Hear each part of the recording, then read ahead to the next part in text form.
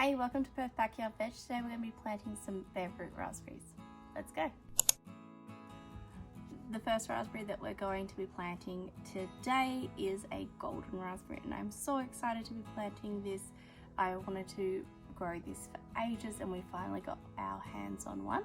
I've just had it sitting for about 20 minutes to half an hour in this diluted seaweed solution just to help kind of reinvigorate the roots because it came as a bare root, so I just want to give it a good start to life.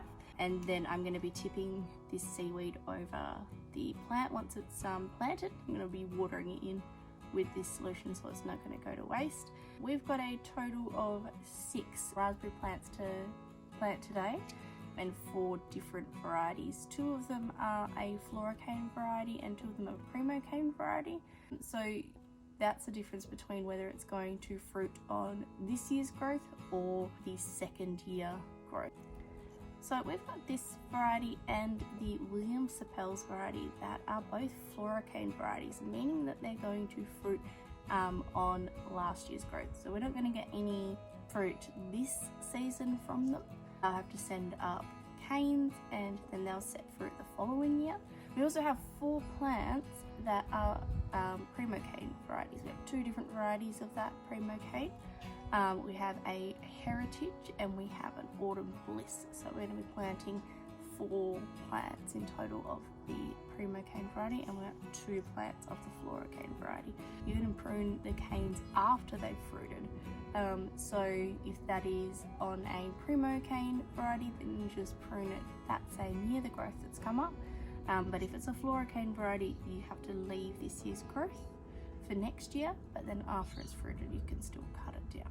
I'm making a hole bigger than what this raspberry needs.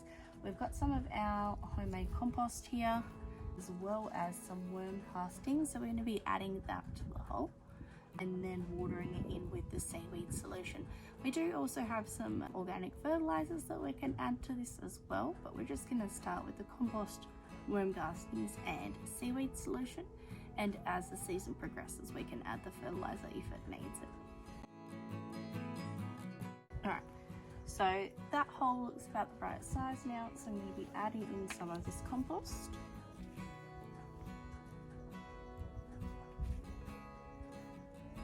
Now 3 of my handfuls of that. I don't have particularly large hands, I have pretty small hands really. And then 1 small handful of this worm castings. Oh, actually let's go a little bit more than that. Why not? And give that a bit of a mix around. This spot is also right next to our in-ground worm tower, so I've already come across quite a few worms in this section as well. So they'll be adding nutrients to this area and feeding our raspberry plant for us as well.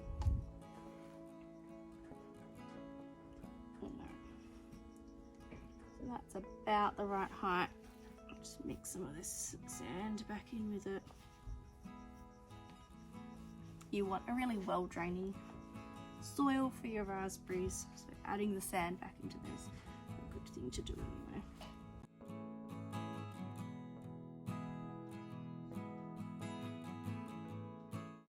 I'm just going to make sure that's nice and firm in there.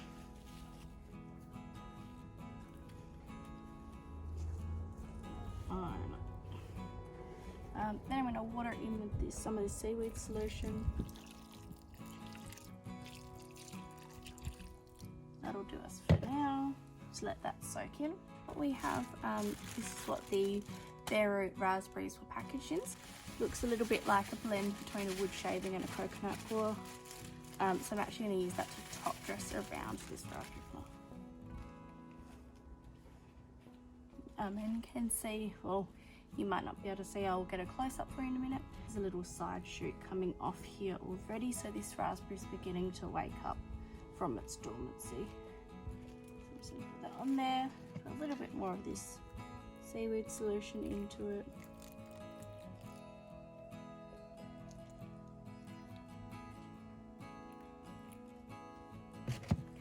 Alright, and then I'm going to plant out the rest of these raspberries doing the exact same method. So even though I've got a range of varieties here and I've got a difference between the primo and floricane varieties here, I'm going to be using the exact same method with my soaking in seaweed solution, adding compost and worm castings to the hole blended with the sand, and then top dressing it with the material that it was packaged in. I hope you found that helpful. If you've got any other questions or if you've got any advice for us growing our raspberries, then stick it down below.